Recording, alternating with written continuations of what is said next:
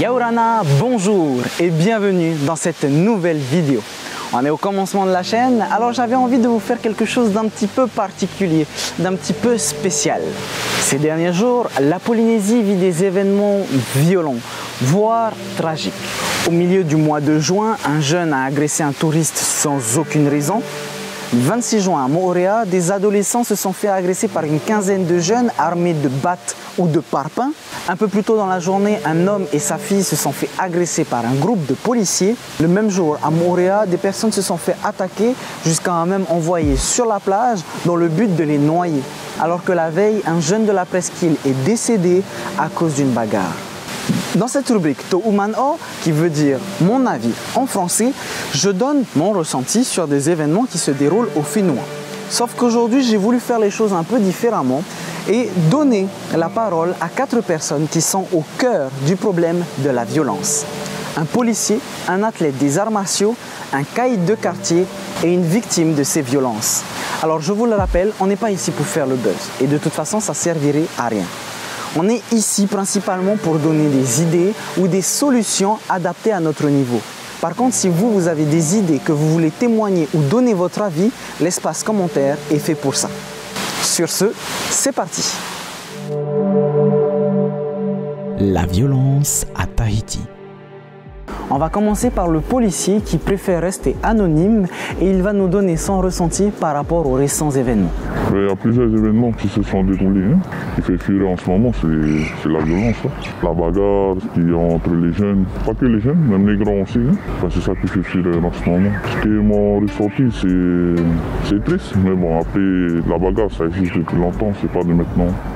C'est vrai qu'il y a déjà eu des cas de violence il y a quelques années, mais on ne peut pas nier que ça commence à atteindre un seuil critique.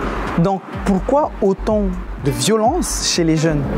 Mais écoute, je pense qu'on arrive aussi dans une année avec la loi des droits de l'enfant. Je pense que les parents n'ont plus le droit de taper comme avant, comme on a été éduqués avec les baleiniers. Donc maintenant les jeunes se sont pris pour McGregor, on va dire ça comme ça. Parce que nous on a eu cette éducation-là de grand-mère et de grand-père. Ils nous tapaient le baleinier pour avoir de bonnes éducations. Bon, après, pourquoi les jeunes ils sont comme ça aujourd'hui, c'est sur les réseaux sociaux et tous les sports de combat qu'on voit à la télé, après ils veulent faire pareil. Donc après c'est la faute aussi des parents. Donc c'est les parents qui doivent éduquer les enfants. L'éducation, la punition, d'accord, mais tout de même, on a des gens qui sont blessés, des jeunes qui sont traumatisés et on a une famille endeuillée. C'est grave quand même. Oui, on a des cas graves. J'ai pas vu plus grave qu'en France, qu'en Polynésie. En France, c'est presque tous les jours par rapport à ici. Mais sinon, il y a eu un grand changement depuis l'année passée. Un grand changement au niveau de la délinquance et tout. La jeunesse aujourd'hui, on peut dire qu'il est perdu. Ah ouais, carrément? Oui, on peut dire ça comme ça. C'est le manque d'activité aussi pour les jeunes. Il faut qu'il y ait plus d'activité. En fait, si tu veux, quand on a des interventions ou des actions musclées, nous, on ne peut pas les mettre en prison.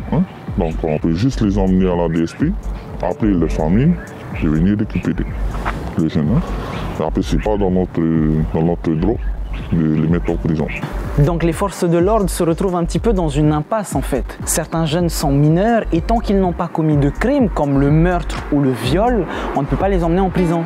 Et d'après des témoignages, certaines familles font des remontrances à leurs enfants, mais d'autres les récupèrent et les laissent dans leurs conneries en fait. C'est pas, en fait, pour moi, c'est pas suffisant. Je pense qu'on doit mettre un centre ici comme en Amérique, un centre de prévention pour la jeunesse. Mais ça, c'est l'armée qui font. Voilà, quand tu n'écoutes pas tes parents ou que tu fais des bêtises, l'État américain, il te place dans ce centre. Et maintenant, dans ce centre, tu vas faire comme si tu es à l'armée. Si on fait ça ici, ça sera merveilleux. Ça, c'est très intéressant et ça a plusieurs noms. Centre de prévention, centre pour jeunes délinquants ou encore centre de redressement. L'objectif est plus ou moins le même, c'est-à-dire ramener les jeunes sur le droit chemin, éviter qu'ils empirent leur cas et surtout faire en sorte de les ramener dans la vie sociale parce que certains jeunes, après ce phénomène, se sentent complètement exclus. Maintenant, est-ce que c'est une bonne idée? Je vous propose de mettre la vidéo en pause et d'écrire votre avis en commentaire. Maintenant, terminons avec le message que cet agent de la paix aimerait transmettre aux jeunes d'aujourd'hui.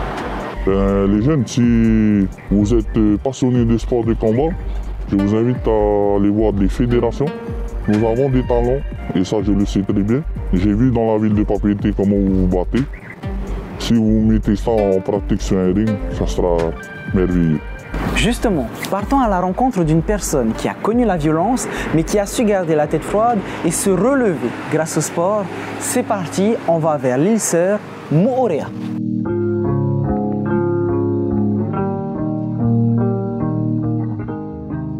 Sur l'île aux ananas, j'ai eu l'honneur de rencontrer Henry Burns, un athlète de très haut niveau dans les arts martiaux, et je lui ai demandé ce qu'il pensait concernant les récents événements. C'est un problème c'est un problème de société qui se passe actuellement et un peu partout dans le monde. Hein. Et bon, ici on a été victime de ces assauts, hein, de cette violence, et malheureusement c'est nos jeunes qui sont acteurs de cette violence. Après on ne peut pas trop les en vouloir, il y a des jeunes qui n'ont pas de parents, hein, qui vivent sûrement chez les cousins, chez les tontons ou peut-être aussi dans la rue. Hein. Et donc du coup ils s'expriment comme ils peuvent, ils se débrouillent avec les moyens du bord. Et souvent la solution c'est de s'exprimer ses points et sa colère, quoi. Sa haine, je pense qu'ils font ça pour se faire remarquer. Et ce n'est pas qu'une supposition.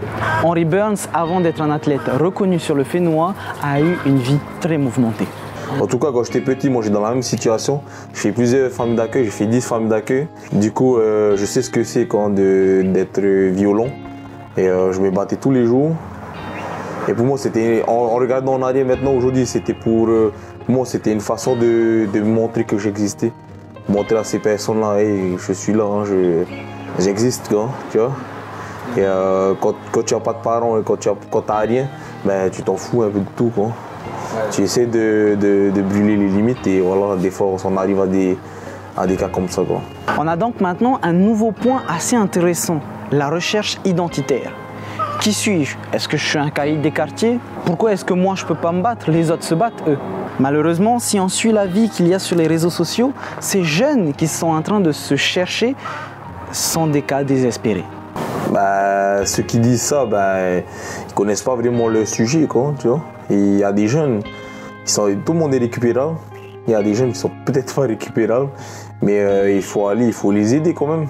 Il y a plusieurs solutions à cette violence. Hein. Par exemple, moi, ma solution, ça a été le sport. Ce qui m'a sauvé. Hein. Si j'étais pas dans le sport, je pense que je serais un Italien aujourd'hui. C'est parce que j'aurais fini, hein. J'aurais été un voyou. Hein. Et le sport, ça m'a sauvé. Hein. Sa discipline, la discipline, le respect, ça m'a sauvé la vie. Grâce au sport, j'ai voyagé.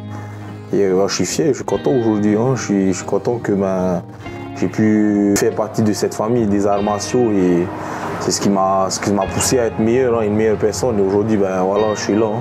J'essaie d'aider à mon tour maintenant ces jeunes qui ont besoin, quoi. Après, je ne pourrai pas sauver tout le monde. Mais si on peut au moins montrer l'exemple à 2-3 jeunes, soit faire, des échos un peu partout et soit partager le good vibe à tout le monde, quoi. De la persévérance, de la positivité et du courage.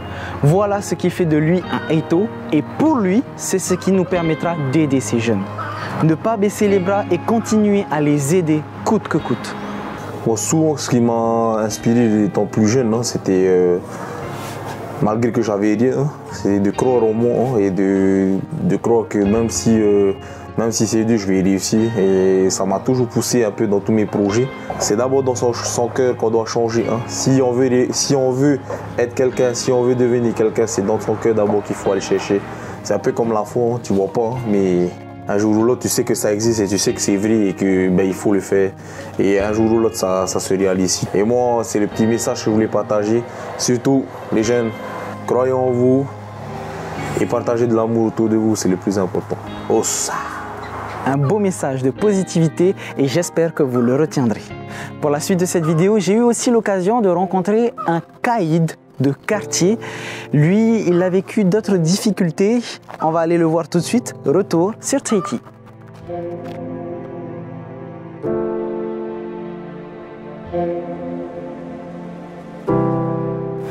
Et voilà les amis, on est en compagnie de Rai, donc c'est un nom d'emprunt et il est flouté comme vous pouvez le voir, c'est vraiment par sécurité. Est-ce que tu peux te présenter à tous ceux qui nous regardent? Voilà, moi c'est Rai, hein. Je viens de quartier chaud, hein. À mon tour, hein, avant d'être un adulte, hein, il y a la crise d'adolescence hein, qui vient. Hein. À mes 14 ans, je commençais à entraîner avec des personnes pas trop fréquentables. Hein, et par la suite, je me suis adapté. Hein, dans la rue, j'ai réussi à m'adapter. Hein. Bon, vous vous doutez bien que si je l'ai rencontré, ce n'est pas juste pour qu'il fasse un témoignage. C'est surtout parce qu'il a réussi à améliorer sa vie. Mais grâce à quoi? C'est peu grâce à mon papa-femme, hein. Comme lui, c'était très respecté hein, dans la rue, hein, dans la ville. Déjà, c'est grâce à lui hein, que j'ai arrêté tout ça. Hein. Il m'a appris, par derrière lui, il m'a entraîné parce qu'en gros, il m'a donné son savoir. Hein. Et à travers ce savoir qu'il m'a donné, qu'il nous a transmis à moi et mes autres frères, hein, pour nous, c'était de l'or. Hein. Ce qu'il nous a transmis, ça a vraiment changé notre vie. Hein. À leur époque, ça leur arrivait d'être violents ou de créer des bagarres. Au même niveau que les jeunes d'aujourd'hui? Non.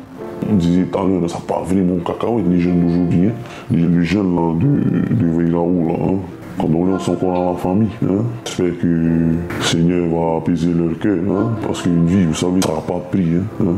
Je pense que celui qui a fait celui qui a fait ça, il a vraiment un lourd fardeau à porter. Justement, on va parler de cet événement avec notre dernier invité de la vidéo, mais avant, un joli message. Donc du coup, le message que je fais passer aux jeunes aujourd'hui, c'est le sport. Défoulez-vous dans le sport et donnez-vous à fond dans ce que vous entreprenez. Hein. Voilà ce que je peux dire aux jeunes d'aujourd'hui. Hein. Que ça sert à rien de se battre. Vous gagnez rien. Au contraire, vous avez tout à perdre. Parce que aujourd'hui, moi, j'ai tout perdu aussi. Hein. La violence est un sujet sensible et on a eu des témoignages aussi importants les uns que les autres. Pour la dernière partie de cette vidéo, je suis directement rentré en contact avec la famille du jeune décédé à la presqu'île. Ce jeune s'appelait Tamaheri et il aurait eu 19 ans cette année. Sa sœur, Hotuari, a accepté de nous raconter ce qu'elle et sa famille ont vécu. Son copain, il est venu le chercher à la maison. Ensuite, il est revenu chercher ses chaussures. Ma maman lui a dit « Tama, où tu vas comme ça ?» Il n'a pas répondu. « Tama, attention à toi !» Elle ne se sentait pas bien, elle était devant l'élection Miss Tahiti. C'était bientôt la fin. Elle sentait il y a quelque chose qui se passe, mais c'est quoi hein? Elle a vu après on a vu comme de chez nous, on voit la route. Hein? Elle a vu les gendarmes. Les gendarmes passaient avec les sirènes. Notre tonton, si tu veux, les pompiers. Il était sur le lieu. C'est lui qui a prévenu ma tati. Ma tati, elle disait, Marraine, va appeler l'urgence, on vient d'emmener Tamaheri. Et elle a vu les pompiers passer, hein, il y a la main chez deux poules, et elle ne savait plus quoi faire, elle a tout ramassé, mais elle est partie. En arrivant à l'urgence, on attend 1 heure. Son copain après il sort, celui qui est venu le chercher, il sort de l'urgence, il nous dit, on lui a posé la question, comment il va Tama? Papa est bien, on va l'emmener à Taoni. J'ai été après demander, bonjour, je peux avoir des nouvelles de mon frère? Parce que là, je ne me sens pas du tout bien. Hein. Ah si, le docteur va passer, hein, il va venir vous voir. Il est venu nous voir, on nous a fait entrer. Et j'ai pleuré. Hein. J'ai crié. Je me suis dit, putain. Qu'est-ce qui s'est passé? Et le pire, c'est quand on te dit maman, il est dans le coma. Hein. Quand je l'ai vu, c'est les blessures hein, qu'il avait sur lui. Et je me suis dit, ils ont bien rossé. Hein. J'avais mal. Et je vais te dire une chose. On a une petite sœur qui est née récemment. Mais franchement, si elle n'était pas née, si elle n'était pas là, elle nous a dit hein, qu'elle va se laisser aller, elle va aller avec ta maman. Le jugement concernant le ou les agresseurs de Tamahéré est en cours. Il n'empêche que la famille vit un moment assez difficile et c'est pour ça qu'une autre de ses proches a tenu à s'exprimer tout en restant anonyme. En ce moment, il y a une maman qui pleure son enfant, au point de ne plus dormir les nuits, au point de m'appeler pour parler, au point de parler toute seule. Et parfois même quand on va au magasin ou fait des trucs, elle a l'impression de voir son fils sur les jeunes qui passent. Ça c'est dans notre cas, il y a à nous.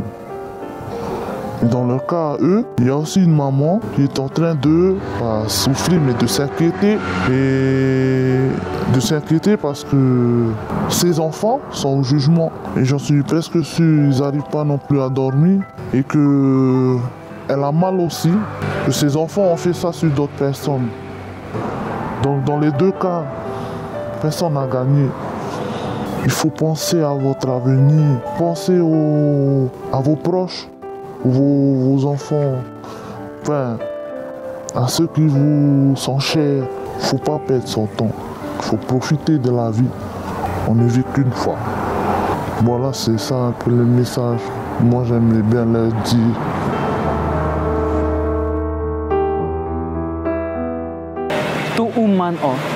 Mon avis.